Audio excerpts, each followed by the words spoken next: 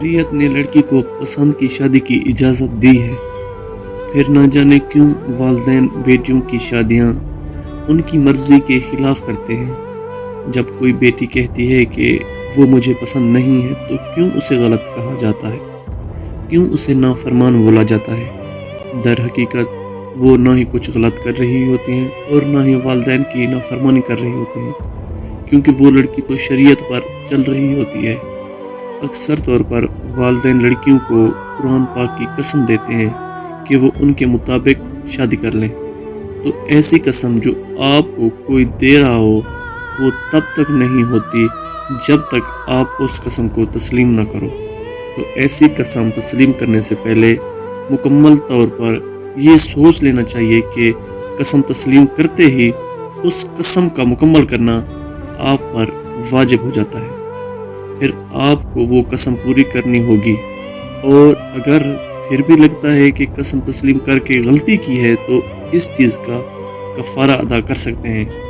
पर कसम तस्लीम करने के बाद अगर शादी हो गई तो ऐसा हरगिज़ नहीं है कि शादी आपकी मर्ज़ी से नहीं हुई, तो वो शादी ही नहीं हुई बल्कि 3 दफ़ा कबूल है कहने पर आपकी शादी हो जाती है। शादी होते ही शौहर के हकूक़ शुरू हो जाते हैं, फिर किसी और का सोचना गुनाह है।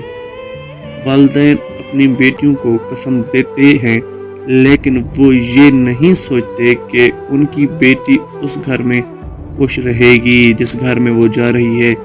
आजकल के मुआशरे में जितनी भी बेटियों के रिश्ते हो रहे हैं उनमें अक्सर दबाव वालिदैन का होता है, और अगले घर में बेटी के साथ अच्छा सलूक हो या ना हो इस चीज़ की कोई परवाह नहीं। वालिदैन का ये कहना होता है कि बस मेरी बेटी के नसीब अच्छे नहीं थे। ज़्यादातर रिश्ते इस बुनियाद पर होते हैं कि लड़का अच्छा कमाता है, वो हमारी बेटी को खुश रखेगा, लेकिन कभी आपने ये सोचा है कि आपकी बेटी कैसे रहेगी, आपकी बेटी अगले घर का माहौल कैसे एडजस्ट करेगी। देखें, मैं मज़ीद कुछ नहीं कहना चाहता, पर एक बात ज़रूर कहूँगा कि जहाँ बेटियों की खुशी हो वहाँ शादी कर देनी चाहिए।